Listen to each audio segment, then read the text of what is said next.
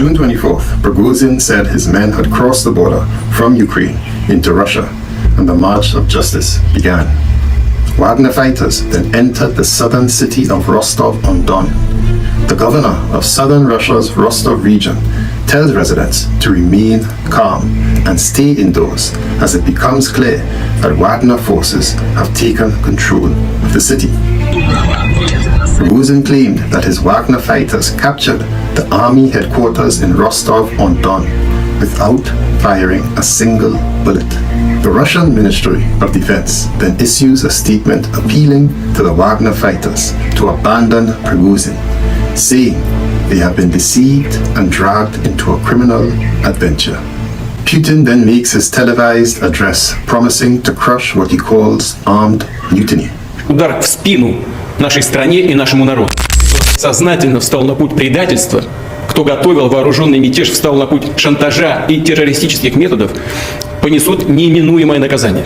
Chechen leader Ramzan Kadyrov, a Putin ally, says his forces are ready to help put down the revolt by Prigozhin and to use harsh methods if necessary. Сказать вам, что если Пригожин уйдет со своим отрядом, придет Кадыров со своим отрядом, ничего не будет меняться. Eventually, the office of the Belarusian president, Alexander Lukashenko, brokered a deal with Prigozhin, who has agreed to de-escalate the situation.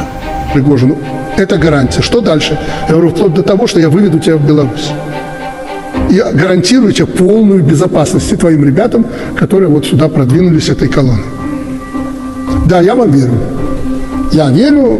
Хорошо, в этом направлении будем действовать. Prigozhin and all his fighters vacate Russia's military headquarters in Rostov-on-Don. In an utter turn of events, Prigozhin is allowed to live in Belarus, supposedly in exile, and no charge will be brought against him.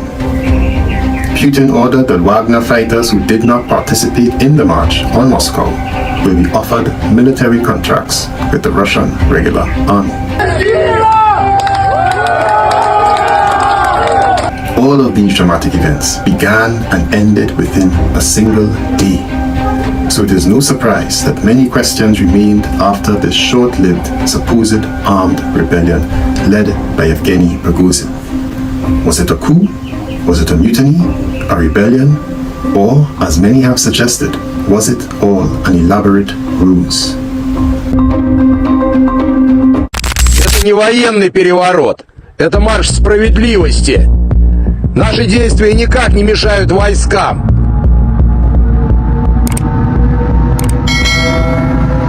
On the 17th of July 2023, The Week India published an article suggesting that Prigozhin's March of Justice was likely all a ruse. The article suggested 3 possible reasons or benefits to the Kremlin by orchestrating this rebellion. First, the movement of Wagner troops to Belarus and therefore their deployment within close distance of Kiev would force Ukraine to mobilize forces to its northern border. Such military movements involve huge expenditures and extra effort besides befuddling the adversary as to what to expect next. It also serves to ease Russian positions in the south, where at the time, the article claims the Ukrainians had an advantage. The result was that the Russians were in a position to determine the battleground and choose where to fight. The Ukrainians, however, now must stay deployed in its northern border, whether or not Russian troops actually enter from Belarus. This is perhaps the most obvious outcome from this rebellion. Second and third reasons are, however, more of the focus of this video. Further, these are the theories that have not at all been investigated anywhere in the mainstream media.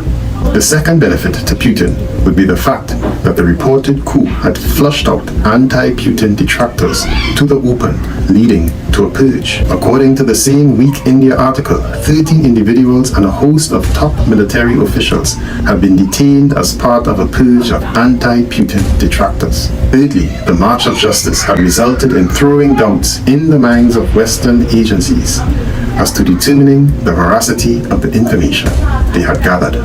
These last 2 potential objectives achieved by the rebellion, in essence, suggest that this March of Justice was really a clever counterintelligence operation done purposefully by Prigozhin, likely in ties with the Kremlin.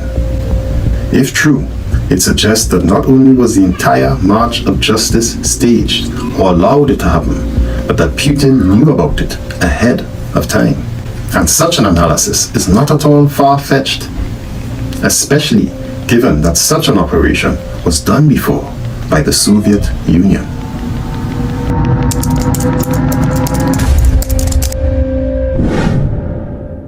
Operation Trust was a counterintelligence operation of the State Political Directorate of the Soviet Union and ran from 1921 to 1926.